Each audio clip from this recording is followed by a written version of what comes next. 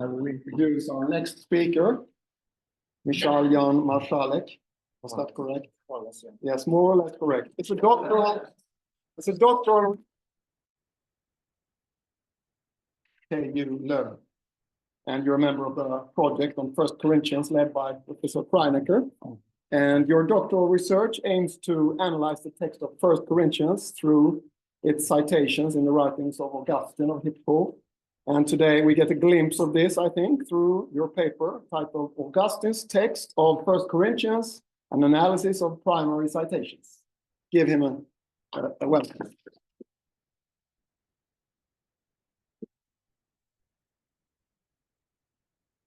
Professor, dear colleagues, good afternoon, and thank you for giving me the opportunity to share with you some of my research on Augustine's text of First Corinthians, conducted as a part of this one core project funded by the Research Foundation Flanders, FWO, and led by Professor Christina Maria Kaineker. And so the research question that guides my presentation today is, can changes in Augustine's text of First Corinthians be detected?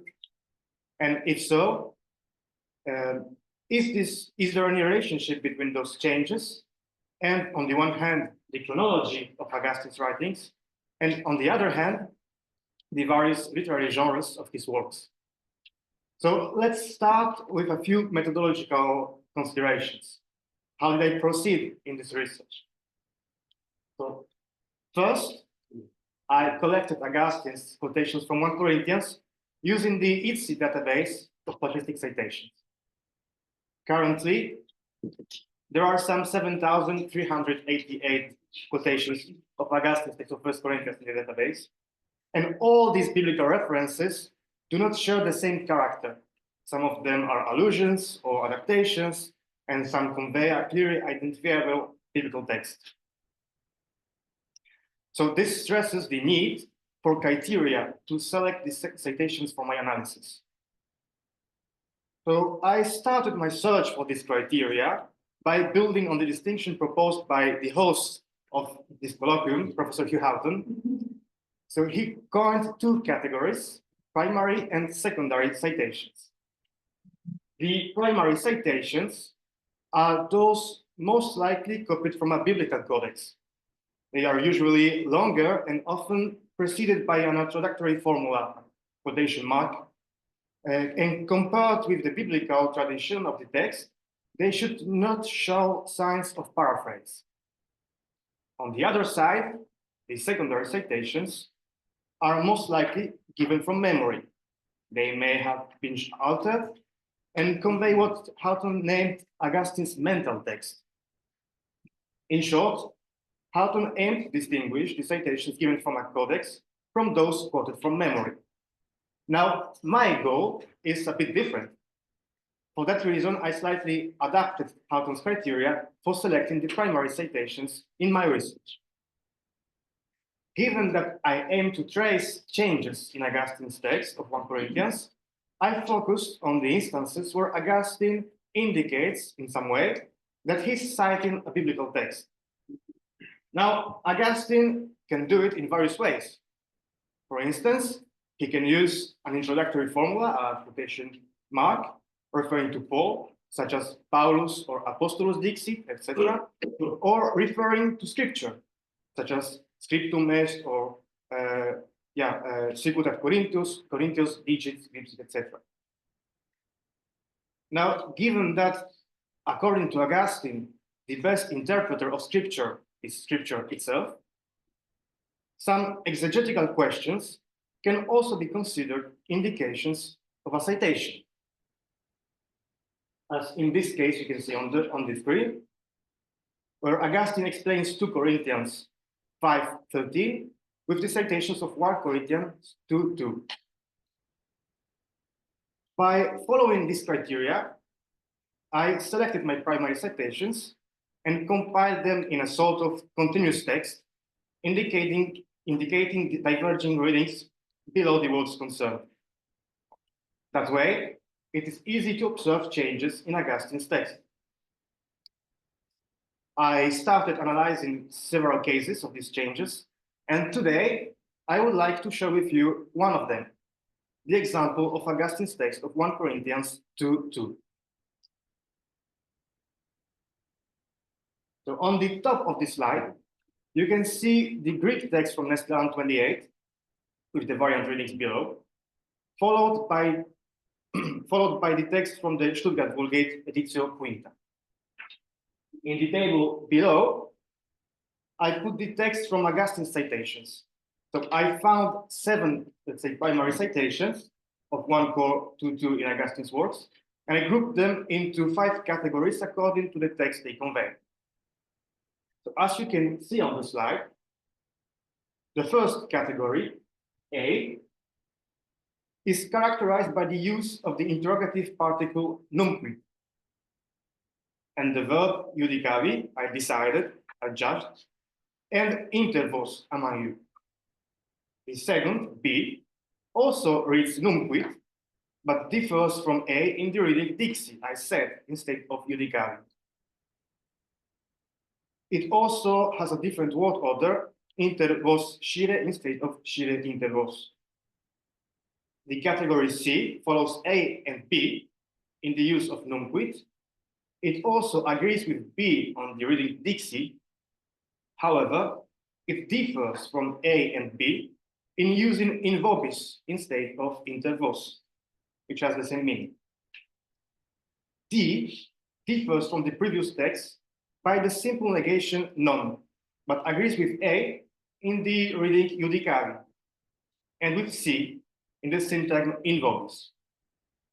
Finally, E is characterized by the negation neque, followed by enim, absent from all the other citations. It agrees with A and D in the use of the verb iudico, and with C and D in the syntagm uobis. Let's see now where this citation can be found. A is attested in Augustine's in Ioannis Evangelium Tractatus 7:23, dated around 406-7. B is taken from Enaratio in Psalm 119:2, also dated around 406 and 7. C is attested in Augustine's Enaratio in Psalm 130:10, dated around 406-7, all the same. And Sermon 163 with an unknown date. And D corresponds to the text found in Sermon 215:5, delivered probably around 425-27. And finally, E appears in De Trinitate 1:1 and 1:12. Now, if we compare Augustine's citations with the Greek text, we can see that while the reading non in the citation D and neque in E match the Greek negation particle u, the same cannot be said regarding the interrogative particle numquid found in A, B, and C. Similarly, while iudicaui in A, C, and D matches the Greek ekrina, dixi in B and C does not really correspond to the Greek verb. And regarding the comparison with the Vulgate, no one of Augustine's citations matches this form of the text. Additionally, we can compare Augustine's text with the Old Latin manuscripts.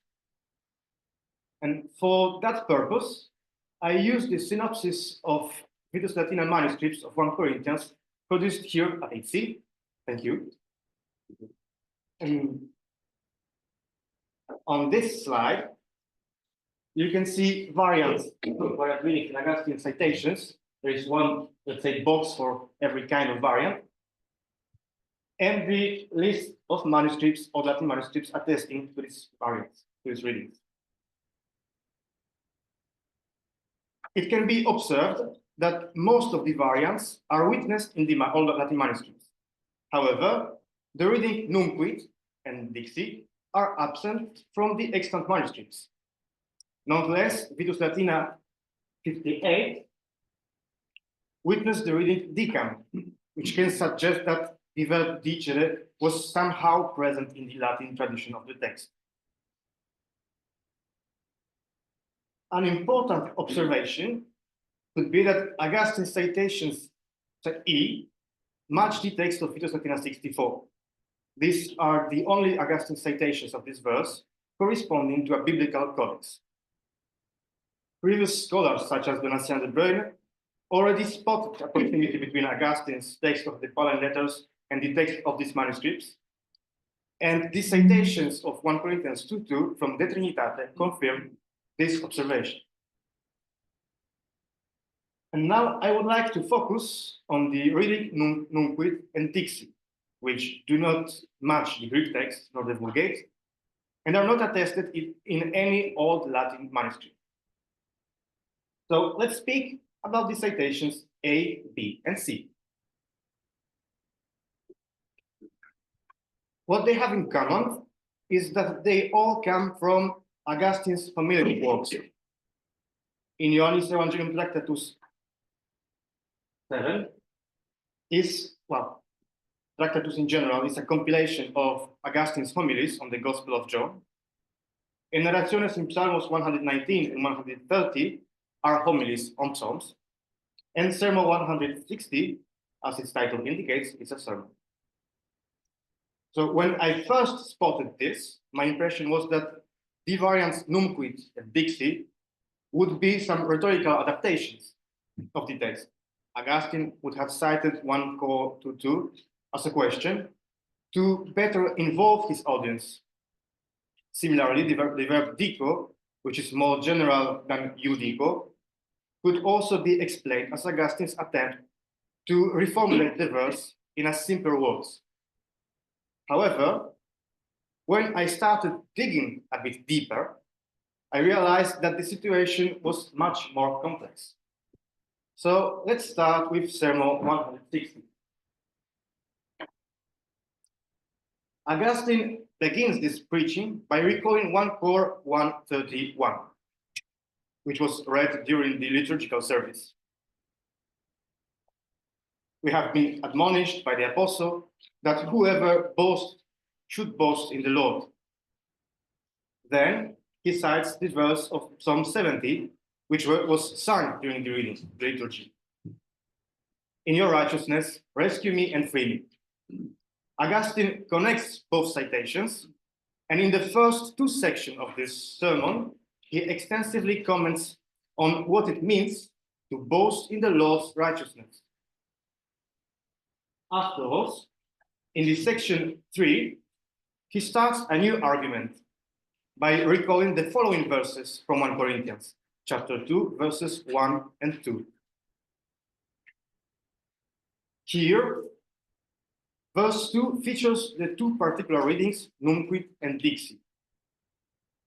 In my analysis, I didn't find anything in this sermon that could explain why Augustine would have changed the text by adding the interrogative particle numquid, or by using a different verb. Now, to go deeper in this analysis, I would like to recall again Hugh Halton's research, this time his publication on Augustine's text of the Gospel of John.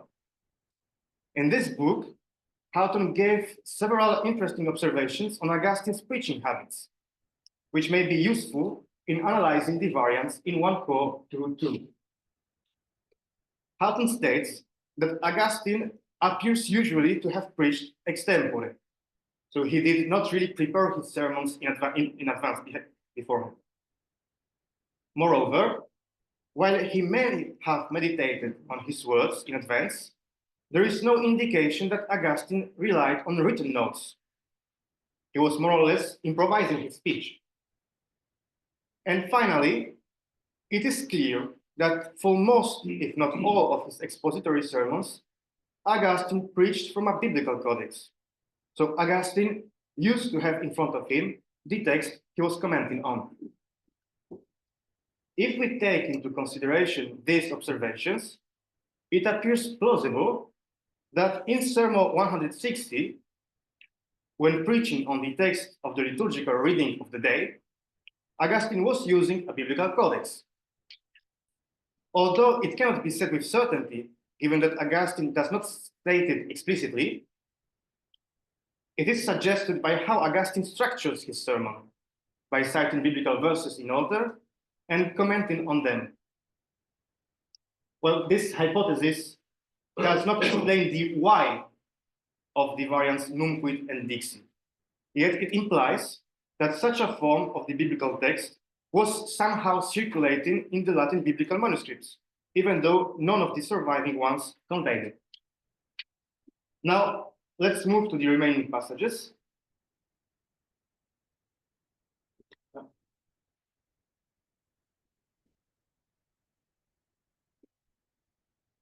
Well,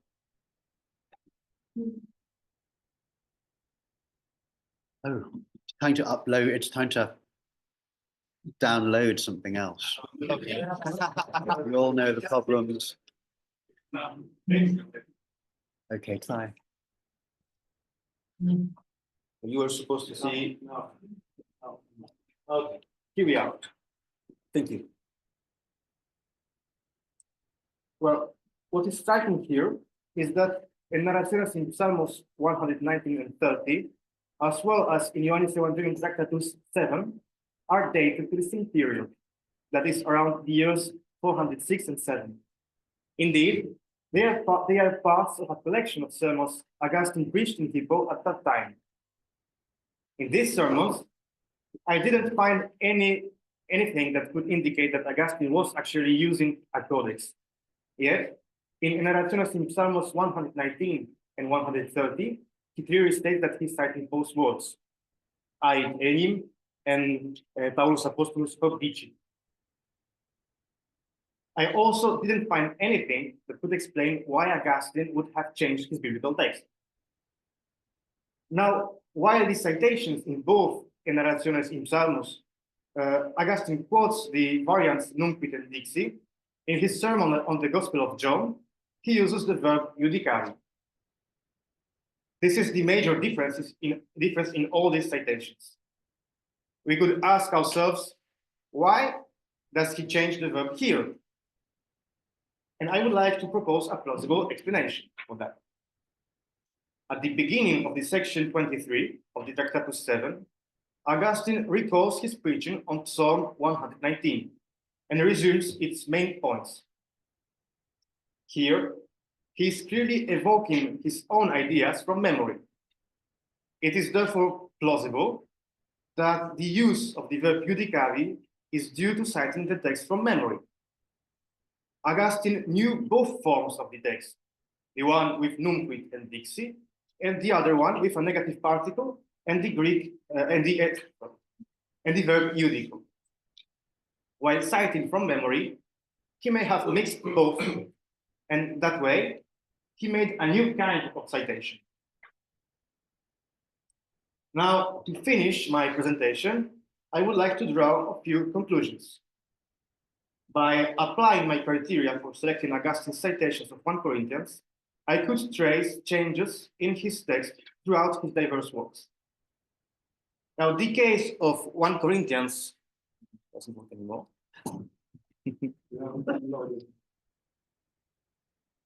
Well, yeah, the case of 1 Corinthians 2:2 allows for some interesting observations. First, Augustine's text of 1 Corinthians differs from the Vulgate. In 1 Cor 2:2, this difference consists of different renderings of the Greek text and Augustine's use of the interrogative particle numquid. Second, Augustine knew several forms of the text of 1 Corinthians. He attests to both variants that have been preserved in the extant manuscripts, as well as those that are not attested elsewhere in his, such as numquid and dixi. As previous scholars stated, some of his citations are close to the text of Vitus Latina 64. In the case of 1 Corinthians 2:2, this closeness can be observed in the citations in De Trinitate. It is plausible that when writing this extensive theological work, Augustine could have consulted a biblical manuscript with a text somehow related to that of Vitus Latina 64. And finally, it has also been observed that Augustine's biblical text may change according to the literary genre of his work. For example, his citations of 1 Corinthians 2:2 in some of his sermons differ from those in his theological treatise, De Trinitate. This can be potentially due to the use of different biblical codices, such as lectionaries, for his homiletic works. This stresses once again the importance of considering the literary genre of the work when analyzing patristic citations. Thank you very much for your attention.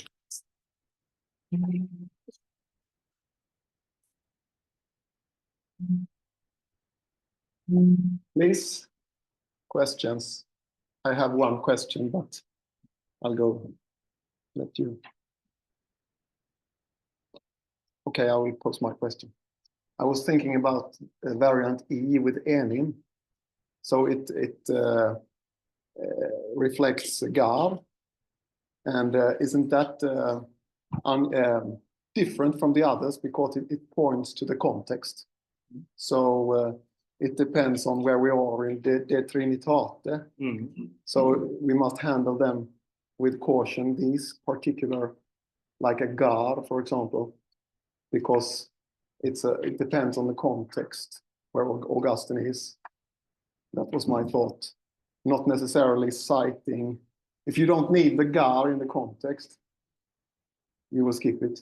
Yes, yeah, indeed. So I thought that was a bit different from the others because it points outside of the actual Yeah, so yeah. Subject to flattening. What's it called? Flattening? Yeah, it could be. And indeed, I think that the one before this with enim, indeed that could be the reason for the omission of enim, that Yes. That it was cited outside the context of the epistle, so it was not necessary. Yes. In the case of the Trinitate, we have like the first one is citations of 2 or 3 verses, so it's more likely that it was directly copied from the manuscript. That was my question. Yeah, I wanted to know. Yeah. And for the case of A, B, and C with numquid, I think that it would be just as is taken as a question. The enim would not make sense. Yeah. Holger? One question is numquid could also be very famous paper. The numquid could be also rhetorical because as a reader in a discussion, did I ever say to make it more lively? So is it really very good that he had it in front of him, or is it also the possibility that it's a stronger rhetorical device to use? Well, it would probably be a rhetorical question, but still, I would say it changes the form of the sentence. It changes from affirmative to interrogative. So, I didn't find anything. I didn't find anything that would explain why he would do it. I mean, because even rhetorically, I mean, in what follows, he did not insist of this interrogative nature of the statement. He just insists on the second part, Jesus Christ crucified. So there is nothing that would explain why he would do it. And indeed, it is very okay. Yeah. Amazing. Peter Montoro. It might be interesting, in light of what Holger said, to look at Augustine's other usage of numquid to see if he has it in other citations where it doesn't have anything with numquid. Because I know this also, if you look at a lot of the citations, there'll be certain words that he uses to introduce citations that aren't actually part of the citation. So that could be the case there, potentially. I don't know enough about the Latin syntax there to be able to make a judgment, but it'd be worth looking at it in lots of citations. Does he use that as a standard sort of introduction? Yes.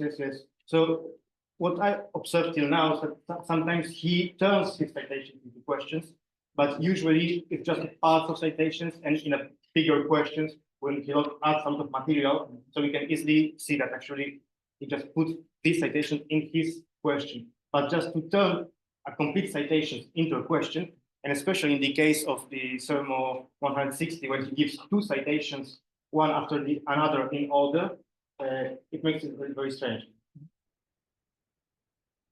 We have time. Yes, Paul. Thank you. What I enjoyed about that is looking at small details show how big questions emerge out from. And I wonder, on your last slide where you gave us the 4 different reasons, I won't ask a huge question mark. I can do it, mate. I can. I mean, one was, oh, well, I will. Changes according to the genre of the work. And the second one, knows several. These are all obviously correct, but are you getting any insight into how we might see which of those factors is the most likely. So I guess I'd like to know, is Augustine a witness to a form of the text we don't know about? So when might you opt for that as your reason? And what might make you say, no, that's not the reason, this is more about genre? Do you need the variant attested in a manuscript before you prefer option 2, or can you speculate option 2 as a play? I think we can speculate whatever we want. Well, Yes, but I think both things go together because the fact, and in this case, the fact that it appears in different genres goes together with the fact that he knew different sources, different forms of the text, because the genre of homilies is strictly related to the material used for preaching. So yeah. Let's give a warm hand for Michał. Thank you.